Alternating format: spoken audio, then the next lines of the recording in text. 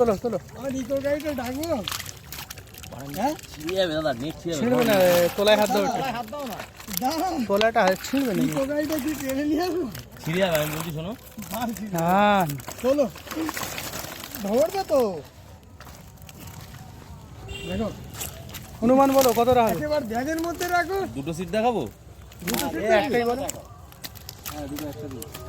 ওই যে ওই হ্যাঁ, যে ওটাও তোলো, ওটাও তোলো এর সঙ্গে। ধরো তো, সাইড ভাই বলো, হাসান ভাইয়ের একটু দেখাও। ধরো ধরো হ্যাঁ, ধরো। ওরা একটু বলবে, হ্যাঁ। বলবে তো, বলবে তো। ভিডিও আমি পাঠিয়ে দেবো। ওর সাথে আমার ঝগড়া, ভিডিও পাঠাবো। এই দেখো একটা সিটের 800 টাকা টিকিটের মাছ, আমাদের একটা ছবি দেখো। টোটালে হয়তো সব মিলিয়ে 40 কিলো 42 কেজি হবে। ও টার্গেট কো, সকালবেলায় টার্গেট করি। ঠিক আছে, এই একটা সিটের মাছ, এই যে ডবল নেট।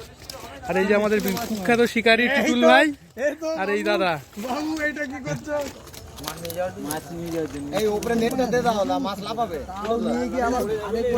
এগুলো কি ব্যাগে দেবে না এতে দেবে?